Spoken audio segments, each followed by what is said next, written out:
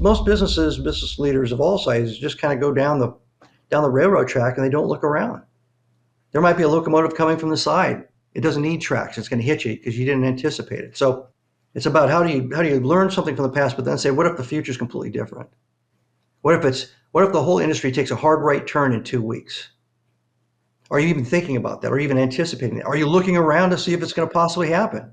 The brain chemically, biologically isn't any different from 6 years old to 60 years old. You have the same ability to be as creative as a 6-year-old. It's just that it's been pounded out of us, obedience and compliance and conformity, pretty much every step of the way from when you get into, say, first grade all the way forward. Where to eat, where to park, what floors you can't go on, when to raise your hand, stay in your pay grade, stay in your lane. And so what happens is you shut all that down. That means anybody can relearn how to do this. Anybody can relearn how to be creative and innovative and how to apply it. Welcome to the Thought Leader Revolution with Nikki Ballou. Join the revolution. There's never been a better time in history to speak your truth, find your freedom, and make your fortune. Each week, we interview the world's top thought leaders and learn the secrets of how they built a 6 to 7 figure practice. This episode has been brought to you by eCircleAcademy.com, the proven system to add 6 to 7 figures a year to your thought leader practice.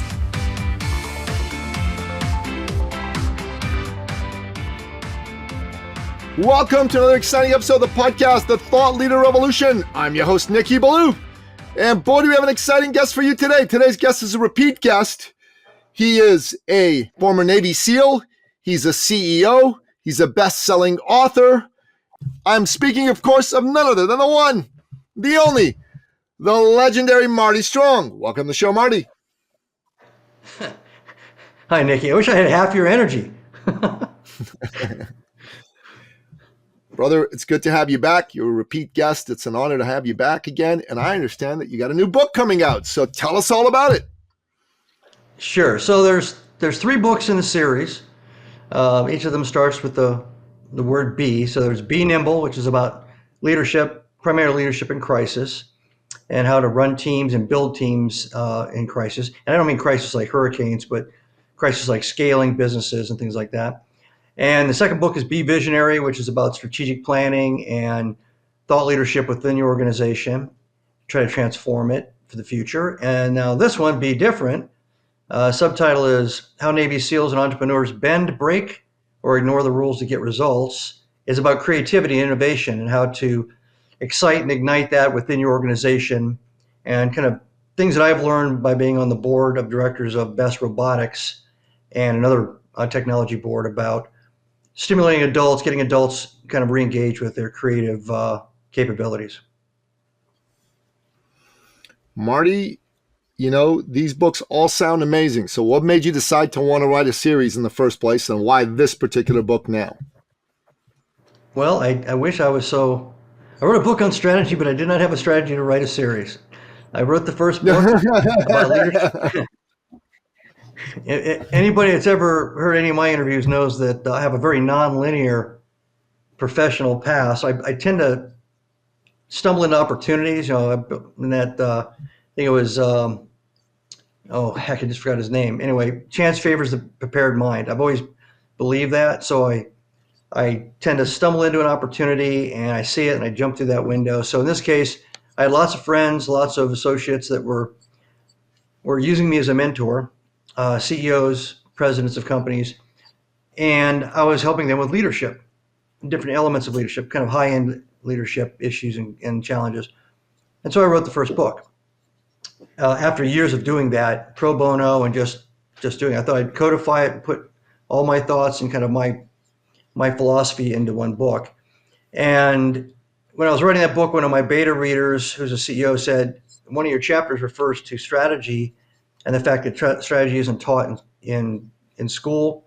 It's not taught in the university. It's not really taught anywhere, to include in business. Very rarely does anybody sit somebody down and start to tutor them from middle management to top management on the art of strategy. Strategy today is basically do what you did last year and throw 5% growth as a stretch goal on top of that and just keep going in a linear direction. So, wow. So I wrote the second book based on some of that commentary. And And then I got done with that, and I didn't think I was going to write another book. And then because of my activities on the board of Best Robotics, talking to brain scientists and talking to a lot of people that are helping understand how the brain mechanically is creative and innovative, and stumbling on the concept that the brain chemically, biologically isn't any different from 6 years old to 60 years old. Unless you have some kind of brain damage or a disease, you have the same ability to be as creative as a 6-year-old. It's just that it's been pounded out of us by obedience and compliance and conformity pretty much every step of the way, from when you get into, say, first grade all the way forward, to include the first job you were in and the last job you were in and the job you're in now. Where to eat, where to park, what floors you can't go on, when to raise your hand, stay in your pay grade, stay in your lane. And so what happens is you shut all that down. And I was exposed to all this information. I said, well, heck, that means anybody can relearn how to do this. Anybody can relearn how to be creative and innovative and how to apply it. And it's not something like puberty that just goes away when you're 12 or 13 years old. You can't be creative anymore. So that's why I ended up writing the third book. So each one was kind of a not planned, but ended up just being something I thought I should do when somebody brought something up or I stumbled into some new experience. That's interesting. I watched a speech Steve Jobs gave in, I think, 2007, 2008 to the graduating MBA class at Stanford University, right? And in that speech was a lot of gold, a lot of wisdom. But one of the things he said, which ties into what you just said, is that in his life, he experienced that he could never connect the dots looking forward. He could connect the dots looking backward, but he could never connect the dots looking forward. It's a different way of saying that he stumbled into opportunities, and then when he looked back, he could see how they could all tie in together, but he never had a forward-thinking plan. I'm going to do this at this time, and then this, and then this, and then this. And it sounds like your professional path, certainly your authorship path, was very much like that. You didn't connect the dots looking forward, but you did connect them looking backwards. What say you to that? Well, I think, the going backwards is called causal analysis, the cause and effect and the historical measurements and metrics and observations and, lessons learned and all that. That is, I think it's taught, that is taught in universities, that is taught in business. That's why we have super enabled software now that can give you a dashboard to compare yesterday against 3 yesterdays 5 years ago. It's crazy how good our rear view mirror works because of technology, but we also end up thinking and managing and leading that way by looking in that rear view mirror. So I did strategy development at a lower level when I was in the Navy, and the art of looking around corners and kind of seeing what's out there is really nothing more than freeing your mind up to storyboard the possibilities forward. So if you think about it, I just finished my 10th novel, and when you write fiction, you're doing just that. You're creating a possible future for the characters, for the story track, for all the different subplots. Sure. It doesn't exist yet. It's not laying around someplace. You have to create it.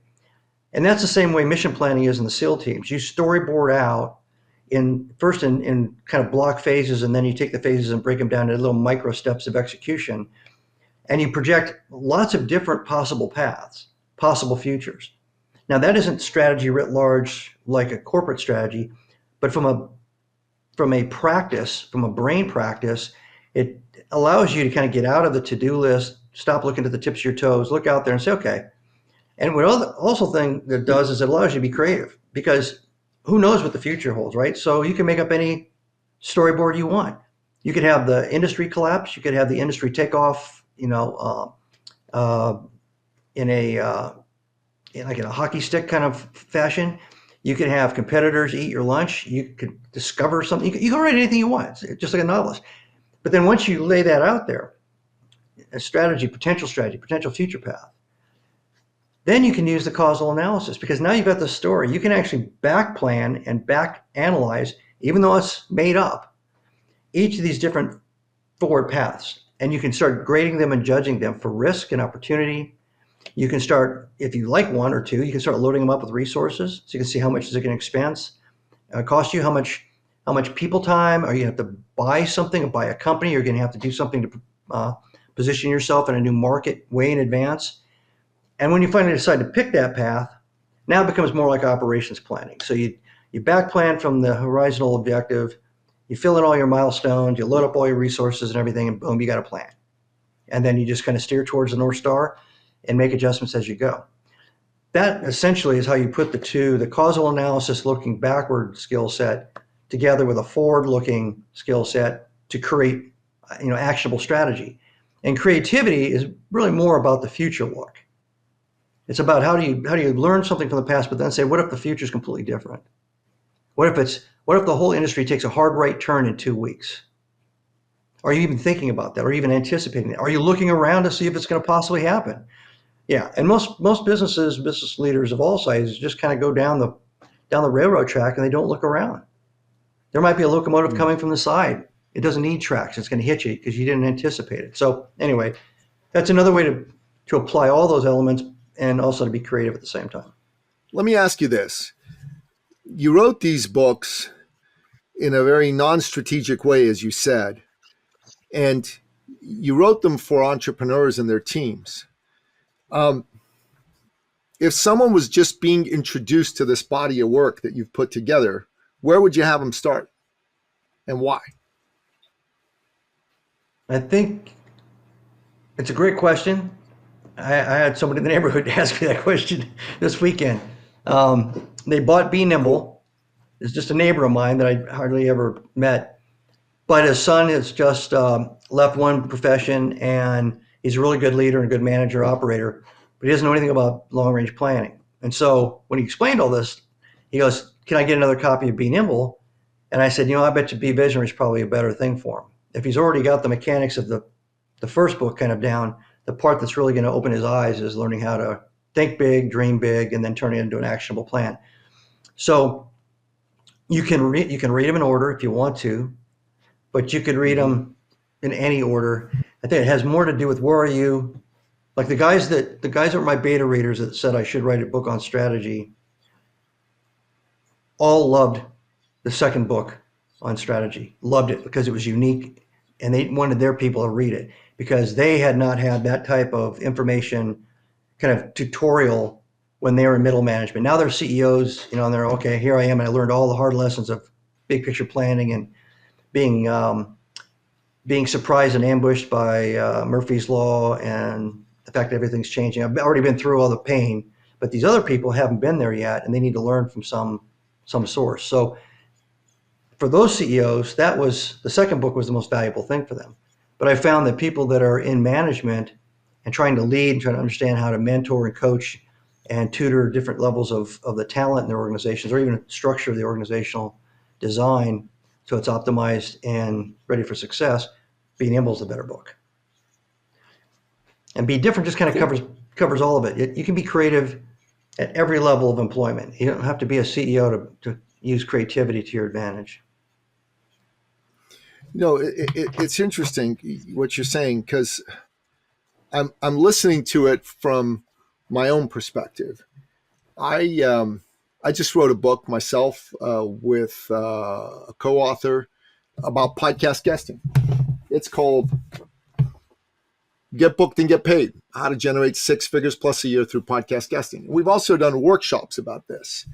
And our message is different from what everybody else says about podcast guesting. Very different. So it's a blue ocean. And we've done a good job of getting people in our own sphere of influence to come and buy the books and come do our courses, right? And we've done well with them. But we'd really like to get this to a way broader audience. I want to scale it. I want to think big. I want to go from having, 8 to 12 people in a workshop to having 100 to 200 people in a workshop. And listening to you talk about how you've laid all that out in the 3 books makes me think I ought to probably read all of these myself. I ought to think about how to think bigger and how to execute on that, because obviously I haven't so far been able to do that. And I also got to think about how to become even more creative than I am. And I think creativity is one of my strengths, but if we're going to go beyond being a platoon-sized type of a organization to being more like a company or a battalion-sized type of an organization, then I need to learn some skills that I currently don't appear to have. First, congrats on the book. That's great. Thank you. Thinking big or dreaming big is hard for people just because of the points I made earlier. And this has been proven in research that we've all been taught not to do that. We've been taught to think smaller. Even if think you're a big dreamer, you're actually thinking a lot smaller than you could, because you've been told, from the time you raised your hand, they said, "What do you want to be when you grow up?" "I want to be a lead rock, lead guitarist and a lead guitarist in a rock band," and everybody laughs at you. And then next year, "Hey, what do you want to be?" "I want to be a fighter pilot," and everybody laughs at you. Pretty soon, you don't raise your hand anymore, because you don't want to be laughed at. You're not being rewarded for coming up with crazy possible ideas, right? And in business, it's just as bad. If you're in an organization, you raise your hand and say, "Hey, what about?" and everybody stares at you. You have three heads. So as an organization, you have to have a decision, to have a culture. You have to make that decision, say everybody's going to be able to have an open mind, an open voice, and we'll let it all kind of slop all over the floor like spaghetti that's been spilled, and we won't try to organize the thoughts. We'll just let it happen, right? And the SEALs do that. The SEALs, they mission plan. Everybody throws everything in like it's nail soup, and you see what works. And eventually, because you have a timeline, you then storyboard out all the different possibilities, and you have to pick one and go. The thing about planning out to the horizon, picking a point on the horizon, the thing you want to be, what you want to look like. That's how I kind of picture it in my mind. What do I want to look like personally? What do I want to look like professionally? What do I want my organization that I lead to look like in a year, in 2 years? And then once I have that kind of vision in my mind, then I say, okay, what's going to stop that? What's going to impede me? Or what could help me? And then I start writing down all the things that might stop me. I don't have enough money. I don't have enough allies. I don't have a big enough network.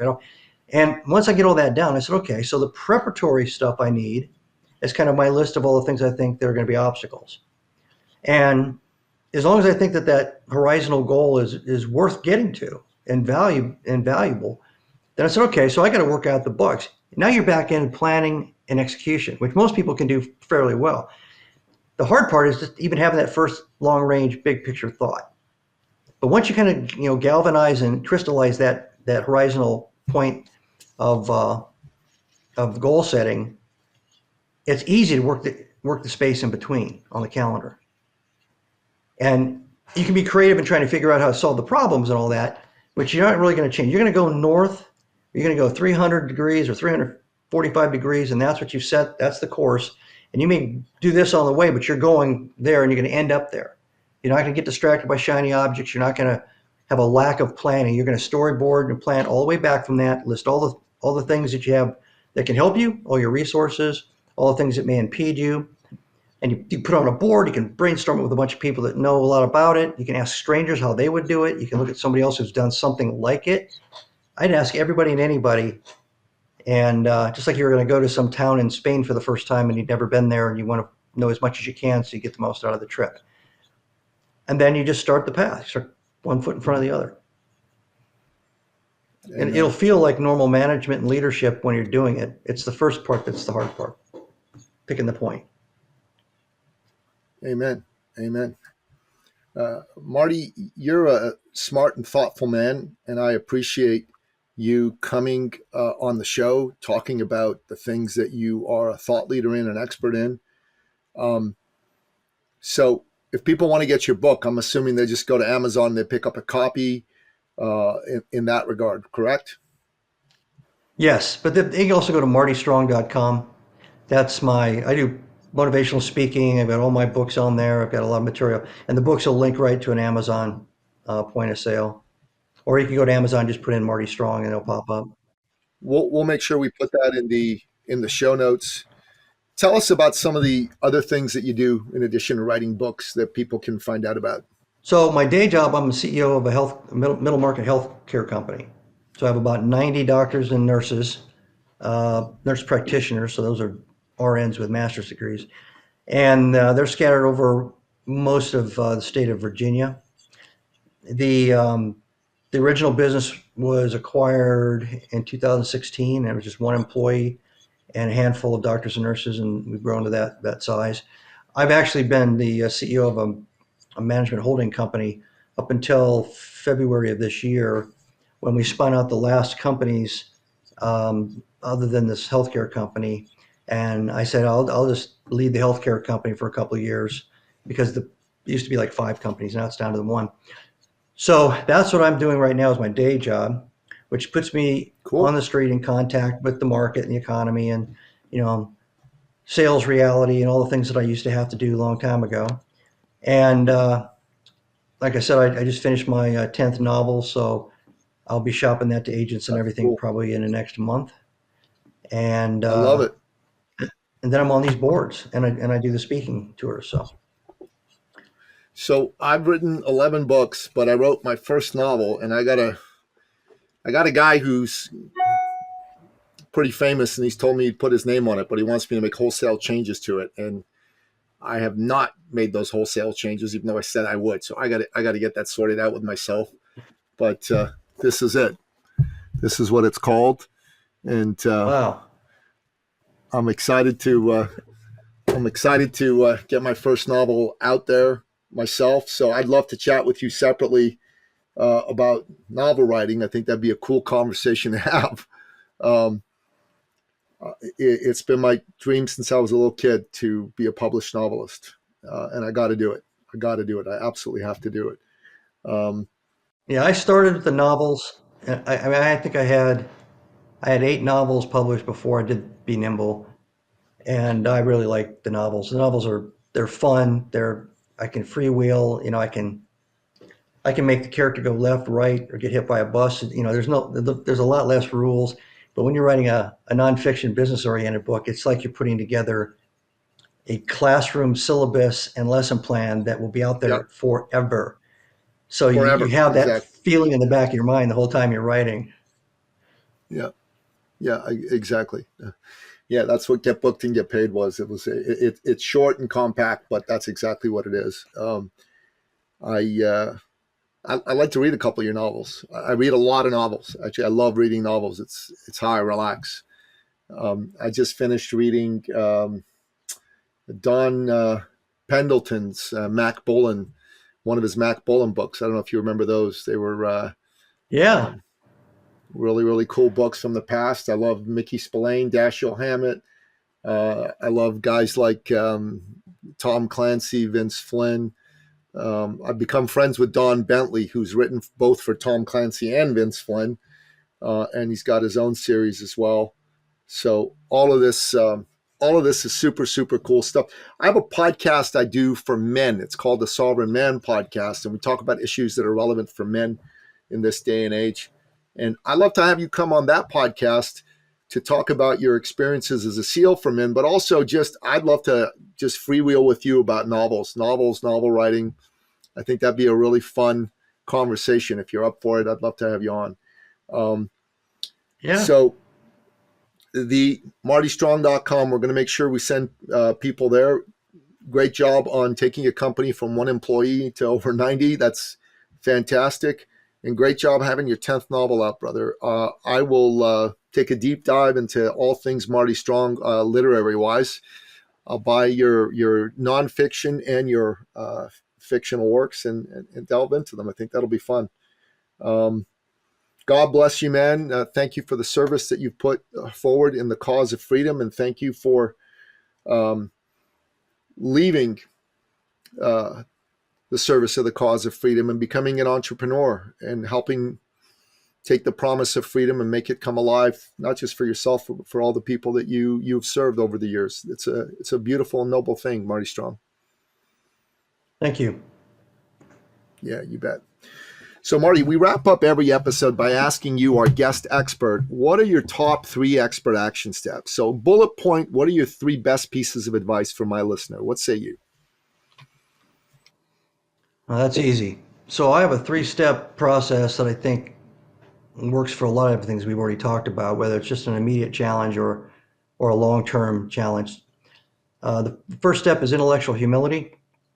So I explain that as just, if you get a challenge, something put in front of you, a new concern or a new plan that you're about to put together, to be intellectually humble, you have to basically purge yourself of all of the baggage. You want to get rid of all your accolades, all your rewards, essentially everything that makes you arrogant and makes you kind of puffed up and feeling like you've got control of the universe, because you really don't. The other thing you do is you have to get rid of and set aside all the negative things that have happened to you. So if you got a bonus and you got a raise and all that, so what? If you got a divorce, you lost your girlfriend, or something else happened, you wrecked your car, so what? Don't carry that in your mind into the challenge. Clear your mind so that you can take everything, the ground truth, the reality, the facts, completely clean. The second thing is intellectual curiosity. And I define that as, one, you have to have the humility, else you won't listen to anything or understand or believe anything that you read and get access to. True intellectual curiosity is looking 360 degrees for insights from all kinds of people, all kinds of industries, all kinds of sources, because most people just sit there and they kind of breathe their own air. Their team talks the same way. They hire the people to kind of be like them. So now you get a whole bunch of people that are cloned like you, or nod their head every time you open your mouth and say something because they think that's what you want to hear. That's great to get their information, but you really need to get completely outside of that sphere, and you get to hear something that maybe you don't agree with, but you got to listen to it. And once you've got all that information and you've been curious enough to honestly get all that information on the table, that's when you can do the third step, which is intellectual creativity. Now you can honestly and holistically look at the lay of the land, the real world, the facts. You're not going to be tainted by old football plays and formulas, sensations of grandeur or depression, whichever way it was. And you're off to the races trying to do the best job you can creating something. Those are the three. Humility, curiosity, and creativity. I love it. These are three great expert action steps. Thank you. Folks, Marty Strong is the real deal. Go check out his website, martystrong.com. Go check out his 3 nonfiction books, Be Nimble, Be Visionary, and Be Different. And do what I'm going to do. Take a deep dive into all things Marty Strong literary-wise. Buy these books. Buy a couple of his novels. Best way to get to know a serious thought leader's work and let yourself be influenced by their brilliance is to dive into their work.